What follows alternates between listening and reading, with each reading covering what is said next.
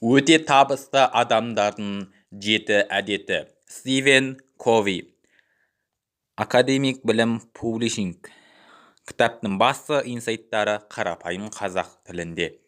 Инсайт кітап авторлары Еділ Өмірзақ, Нұржан Әбдіразақов. Еділ Өмірзақ.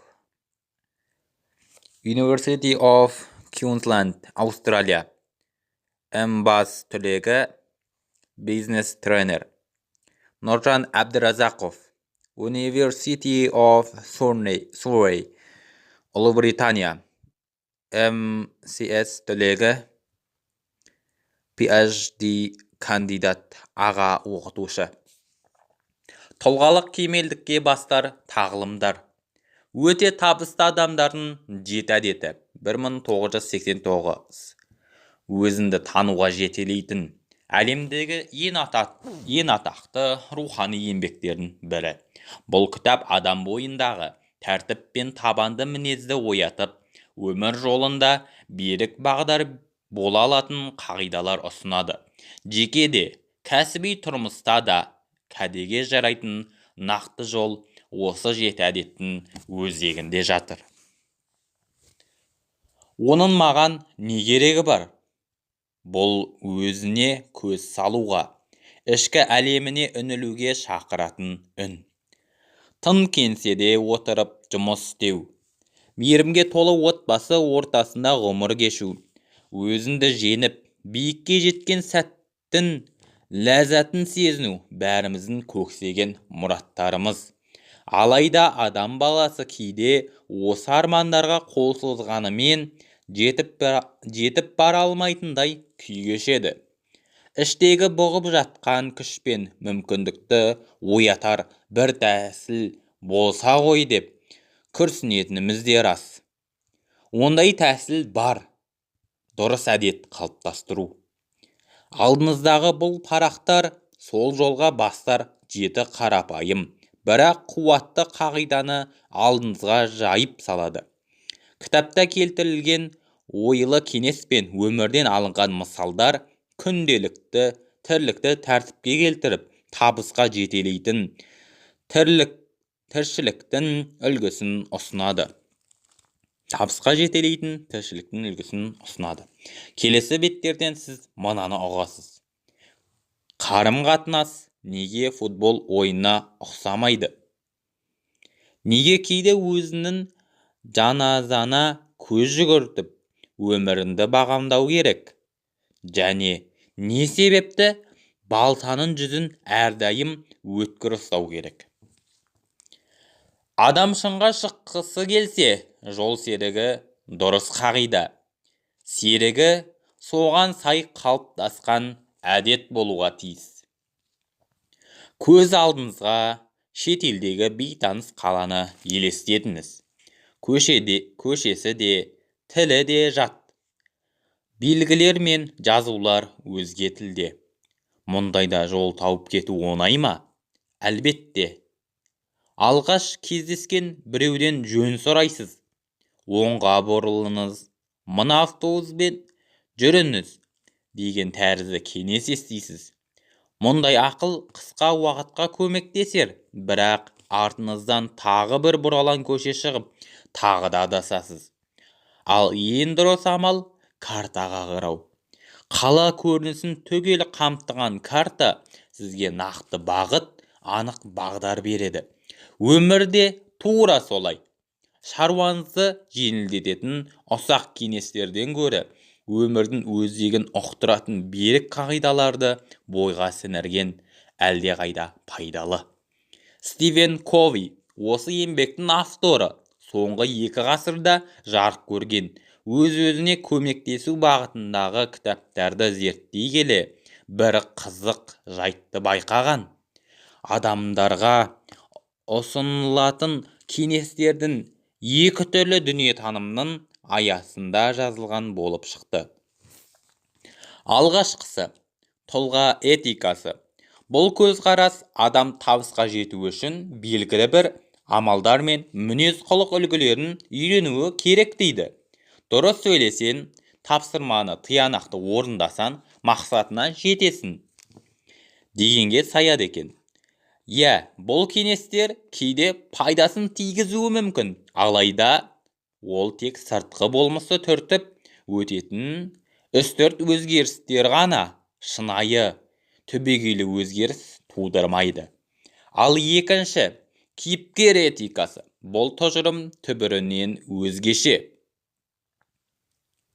Ол адамның шын мәнінде биікке шығуы, мінез бен ішкі болмысты терең, өзгермейтін өмірлік қағидаларға бейімдеуден басталады дейді. Бұл принциптер уақыт пен жағдайға тәуелсіз. Адамзат болмысымен бірге жаратылған ақиқаттар.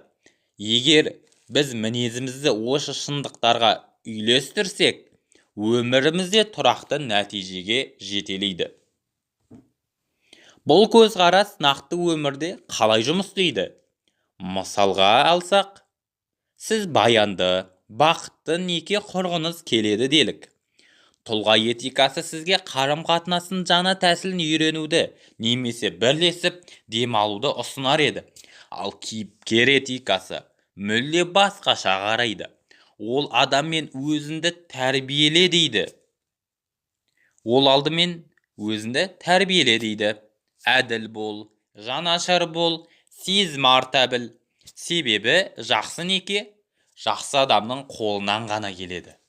Әрине, айтуға оңай. Егер сіз ішкі болмысыңызды берік қағидалармен шындағыңыз келсе, алдымен дүниеге деген көзқарасыңызды өзгертуіңіз керек.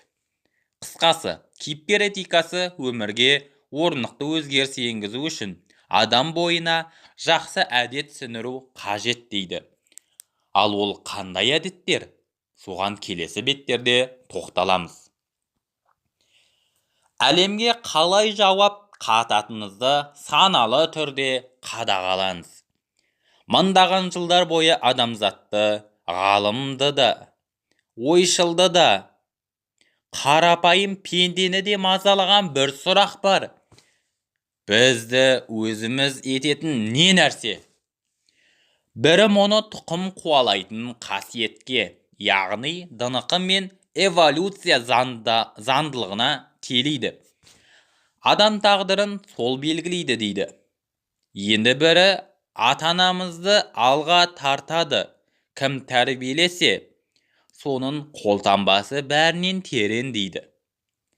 Үшіншілері айналамыздағы орта мен өмір жолындағы соққылар мен сәттер бәрін айқындайды деп сендіреді. Алайда, шын мәнінде бұл пайымдардың еш қайсысы түбегейлі жауап бола алмайды. Өйткені олардың бәрі адамның тағдырын сыртқы жағдайға байлап қояды. Бұл детерминизм, яғни бәрі сырттан басқарылады деген көзқарас. Ал жоғары нәтижеге жеткен адамдар бұл дүниені өзгеше көреді. Олар бір нәрсені анық түсінеді. Біз бүкіл әлемді басқара алмаймыз, бірақ өз-өзімізді басқаруға қабілеттіміз. Адам мен аңның айырмасы да осында. Жануарлар сыртқы жағдайға байланысты, бағынышты. Не көрсе де соған еріксіз ереді. Ішкі түйсік қалай бұйырса, солай әрекет етеді. Адам болса тоқтай алады, ойланады, таңдайды. Осы таңдау еркі адам болмысының асыл өзегі. Міне, осы қабілет өзіне есеп беру, жауапкершілік алу, алдыңғы қадамды өзін шешу, проактивтілік деп аталады. Проактивтілік. Ал бұл өте тиімді адамдардың ең алғашқы әдеті. Проактивтілік танытқан сәтте сіздің қолыңызға таңдау тізгіні тиеді. Айналаңыздағы дүниеге қарай жауап қату, тағдырыңызды қай арнаға бұру өз еркіңізге өтеді. Мысалы, кенеттен құйып кеткен жаңбыр сіз жоспарлаған пикникті бұзуы мүмкін. Бірақ бұл көңіл күйді де, күнді де бұзуы тиіс емес. Сол мезетте ауа райына өкпе артқанша достарыңызбен шат-шадымнан күлуге мүмкіндік іздеген жөн дейді. Бұл тек ұсақ түйекте емес, ең ауыр жағдайларда да шынайы күшін көрсететін қағида. Мәселен, атақты психиатр Виктор Франкл екінші дүниежүзілік соғыс кезінде концлагерде азап шеккен жан. Қанша қысым мен қорлық көрсе де, Франкл бір нәрсені анық түсінді.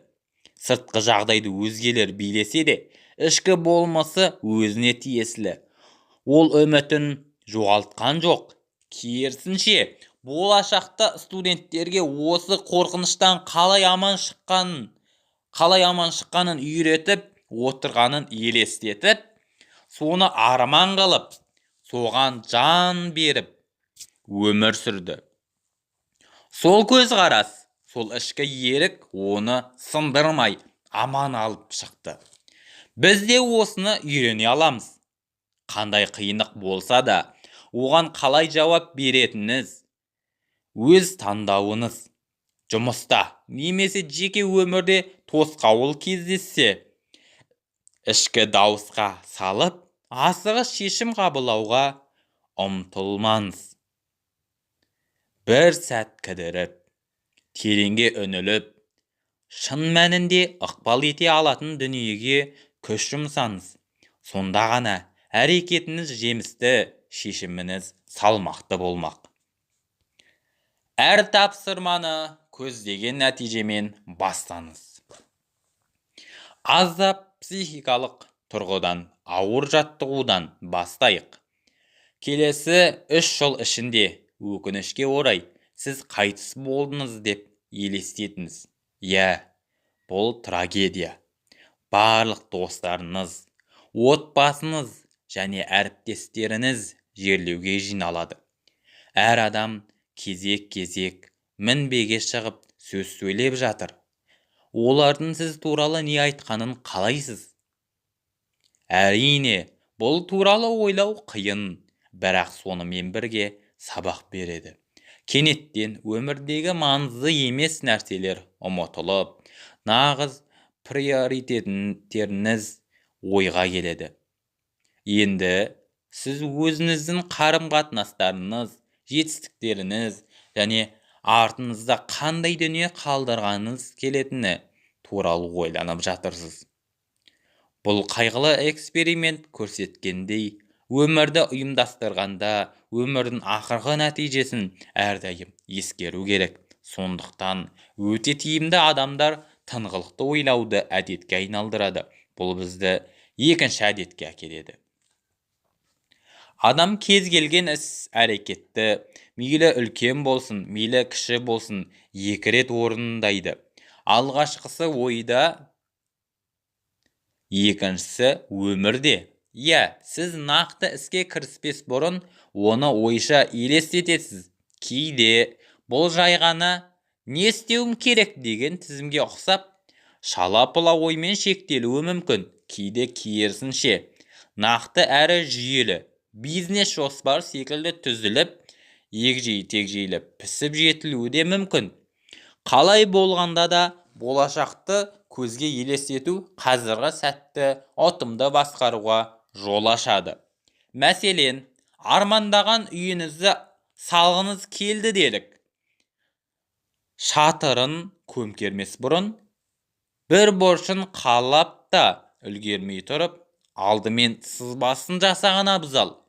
Себебі, не салғыңыз келетінін білмей тұрып кіріссеңіз, құрылыс шатқаяқтап, қателіктер орын алып, қымбат материал босқа кетуі мүмкін. Соны көңіліңізден шықпаған күйкі дүние. Бұл қағиданы қысқа мерзімді істерге де қолдануға болады. Аптаның басында бір аптаға жоспар құрып, 90 сонына дейін нақты мақсат қойып қою ұтымды шешімнің бірі. Алайда бұл дағдының шын пайдасы ұзақ жолға шыққанда білінеді. Ол үшін ең алдымен өзіңіз аңсаған өмірді көз алдыңызға елестетіңіз. Сосын соған жетелейтін жеке миссияңызды айқындаңыз. Ішкі жан дүниеңізге терең үңіліп, нені шын қалайтыныңызды, қандай құндылықтарға адал екеніңізді, және өзіңіз үшін табыс деген ұғым нені білдіретінін анық жазыңыз. Жол айқын болса, адаспайсыз.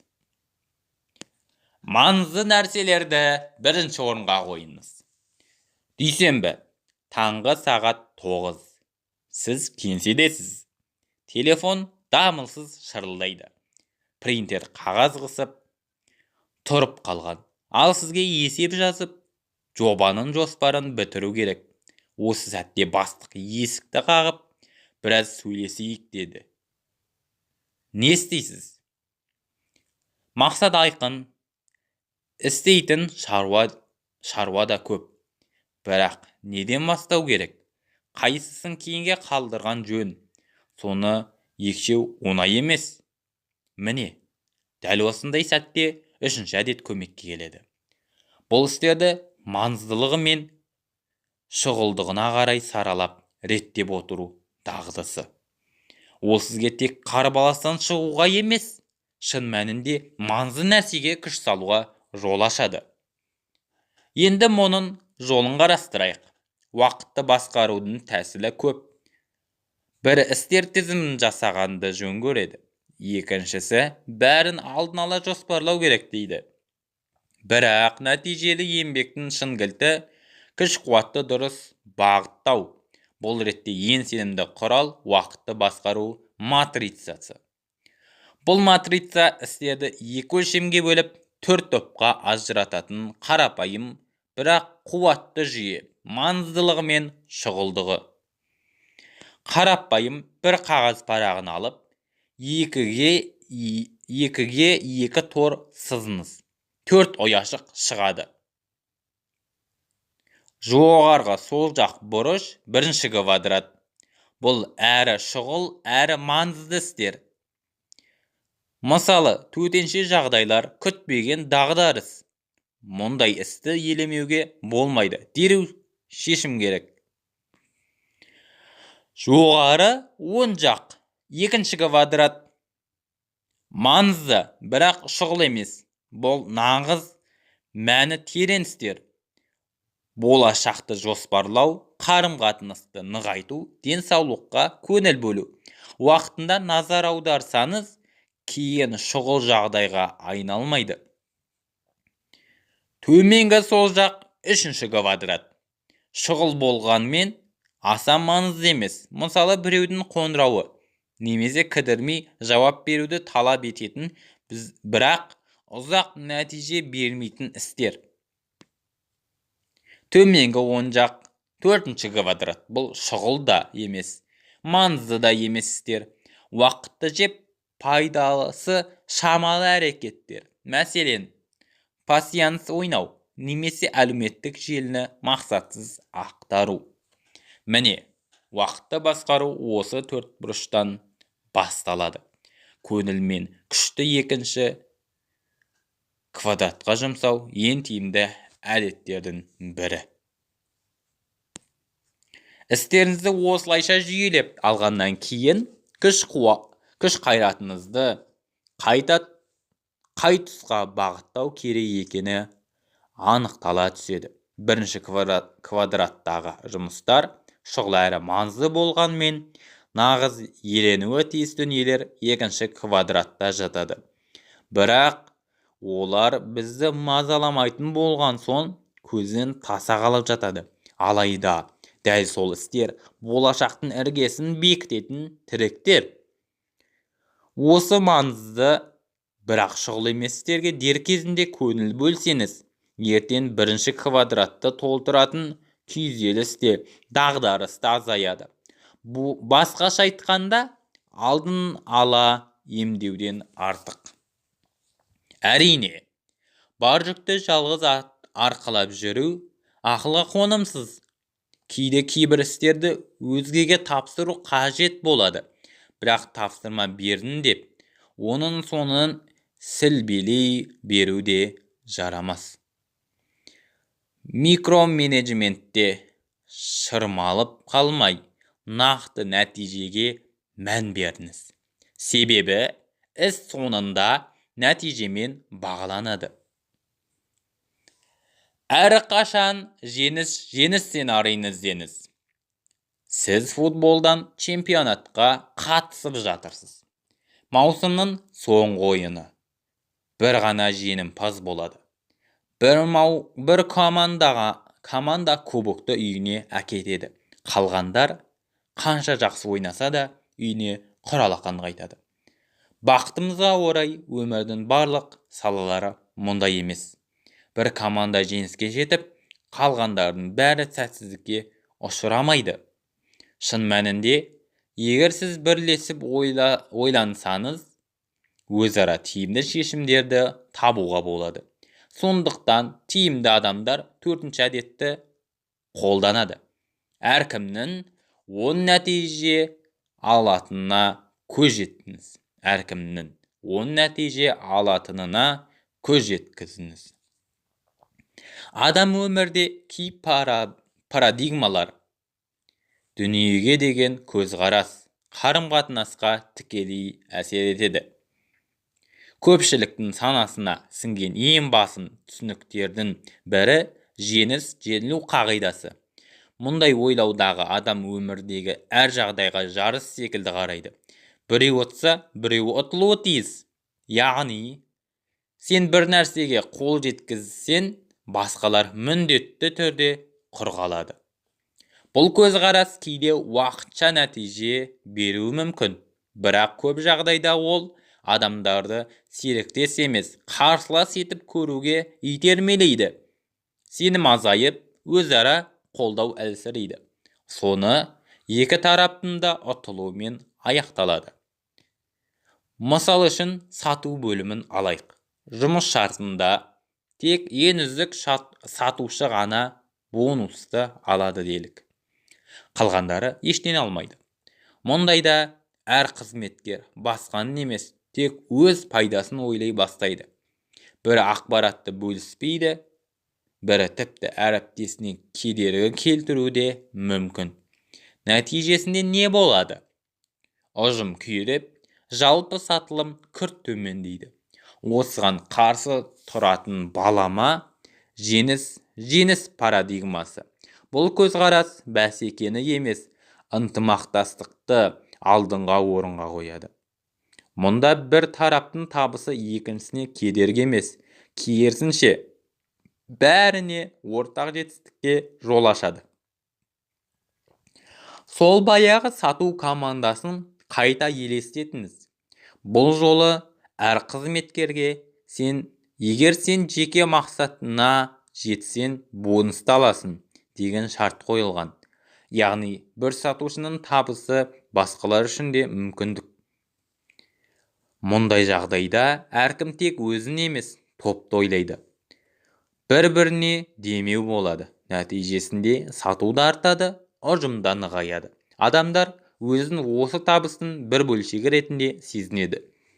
Ал әрдайым осындай бәрі ұтады жағдайын қалай жасауға болады? Жауап: молшылық менталитетінде екен. Бұл дүниетаным жетістік, қуаныш, табысты, шектеулі тар дүние деп емес, бәріне жеткілікті кен дүние деп таниды. Қуаныш біреуге ғана бұйырады деп емес, бәріне қатар үлес тиеді деп қарайды. Адамдар мүмкіндіктің мол екенін сезінсе, бірігу, ортақ іс жасау әлдеқайда жеңілдейді. Адаммен араны жақындатқың келсе, алдымен оны шын жүректен түсінуге ұмтыл. Көзін бұлдырап, оң қадам жердегі досынды анық көре алмай тұрсын. Әріптер көмескі. Қараған сайын көз жастанып, сығырайып қаласын. Мұндайда дәрігерге бару керек. Окулист әртүрлі линзалар ұсынып, қайсы айқынырақ екенін сұрайды. Сөйтіп, көзіне дәл келетін көзілдірікті таңдайды. Бірақ, елестет, дәрігер ештеңе тексерместен өз көзілдірігін ұсынды да, маған көмектесті, саған да жарайды дейді. кигенінмен көзін бұрынғыдай бұлдыр. Мұндайдан кейін басқа маман іздейтінін анық. Ақылға сыймайтын бұл мысал өмірде жиі қайталанатын құбылыс. Адамдар бірін-бірі түсінбей жатып кеңес беруге асығады. Мәселенің төркініне үңілмей тұрып шешім айтуға дайын. Мұндайда шын тыңдалмаған жан ешқашан шынайы түсінілмейді. Тиімділігі жоғары адамдар басқаша әрекет етеді. Олар сөйлемес бұрын тыңдауды үйренген. Бұл 5-ші әдет. Түсіну қарым-қатынастың жүрегі. Адамдардың көбі сөйлеуді меңгерген, бірақ тыңдауды ұмытқан. Олар өз ойын жеткізгісі келеді, бірақ өзгенің ойын естуге құлықсыз.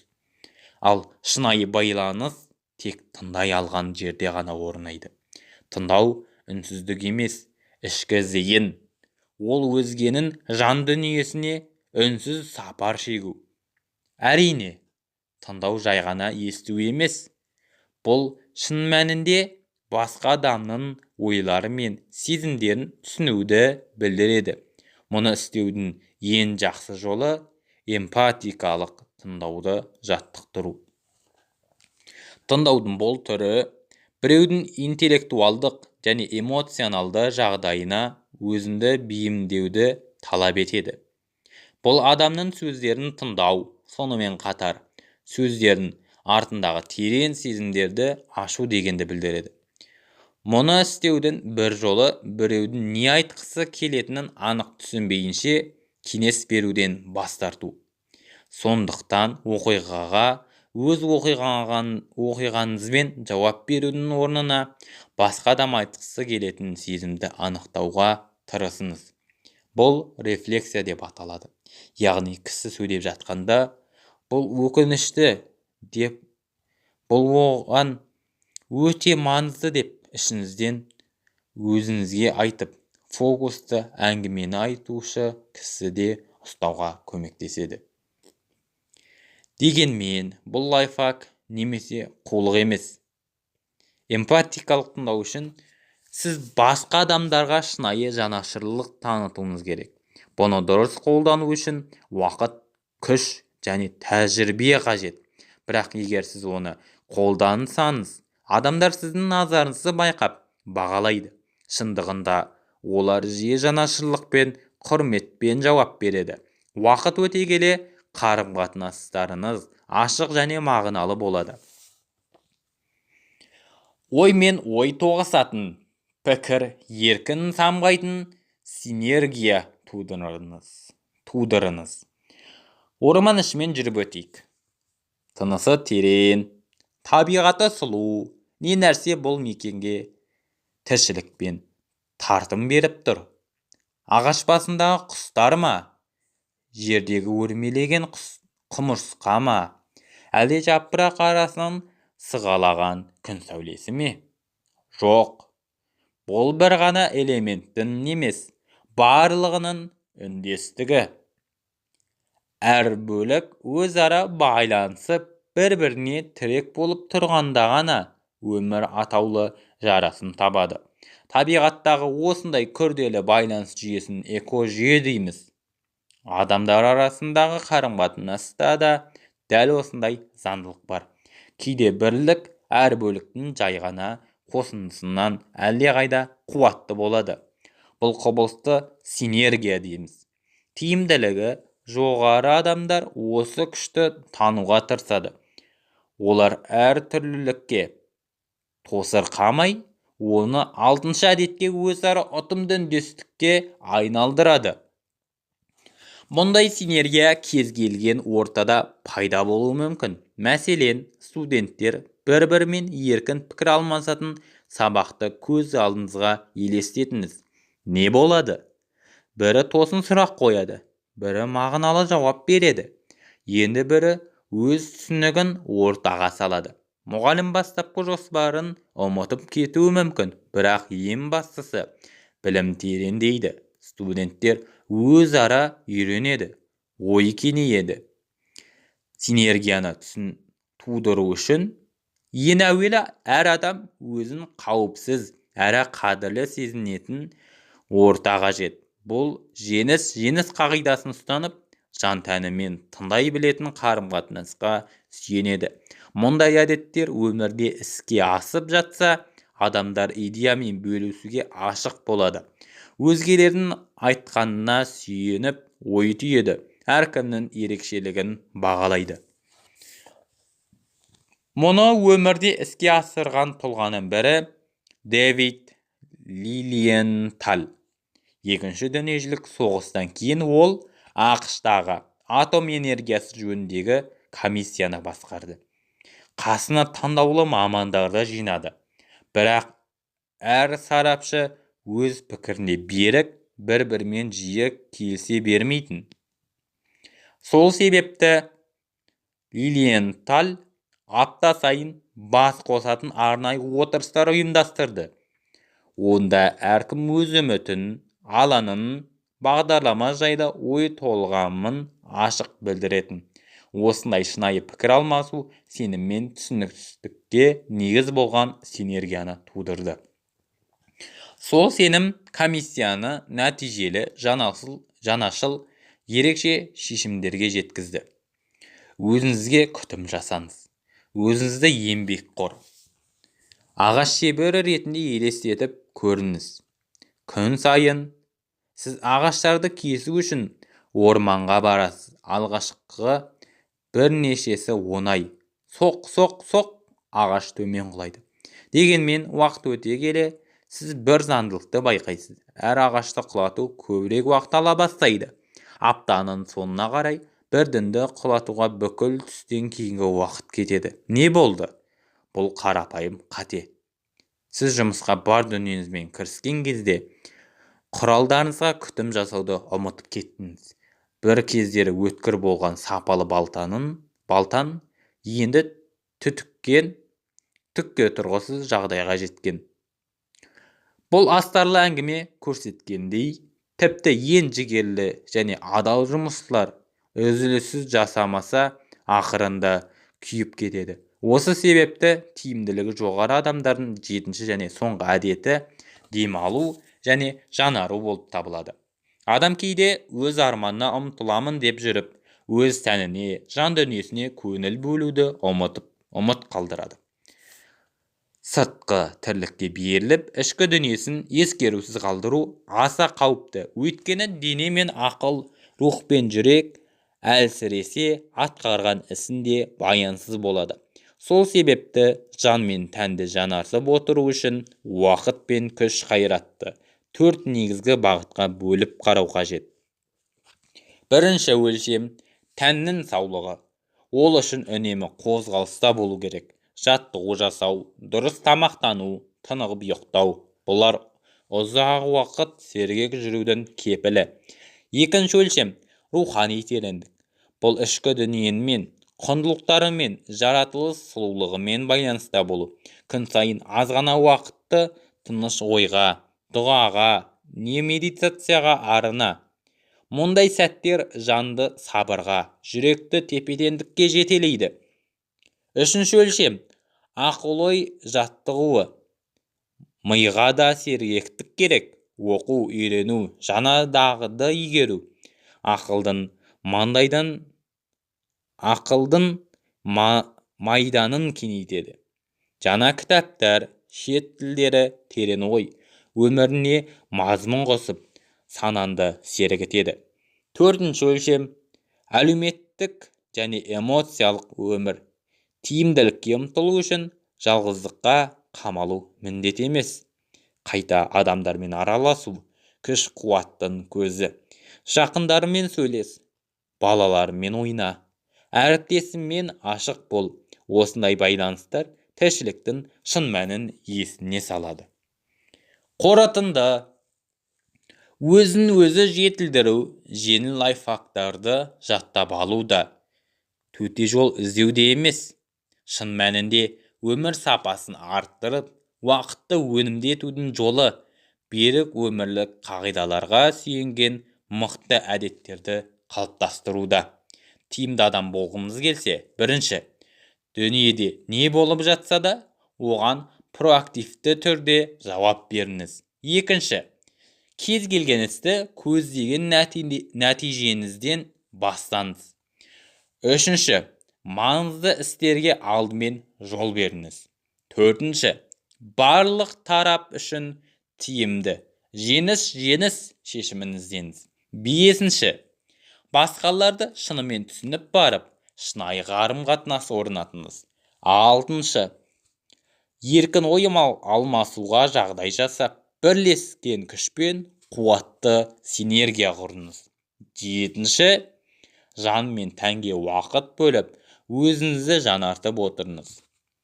Осы қағидаларды ішке сіңіріп, оларды өміріңізде біртіндеп іске асыра бастаған сәттен-ақ нағыз тиімді өмірдің дәмін тата бастайсыз. Әрекет етуге кеңес. Өмір жолы түзу сызық емес, ол спираль. Бірақ сен оны әрдайым жоғары қарай бағытта. Адамның дамуы тоқтаусыз ағатын өзен секілді. Ол ешқашан бітпейді, шегі де жоқ. Жеткен биігіне шүкір айтып, сонымен қатар үнемі өзін шыңдауға ұмтылу саналы тірліктің белгісі. Өз кемшілігіңді өзің қадағала. Бойында дамытуға лайық қасиеттерді тізіп ал. Апта сайын сол жолдағы алға басқаныңды бағалап отыр. Бүгінгі өзің кешегідегі биік болсын. Ертеңгі өзің бүгінгіден асып түссін. Осымен тәмам.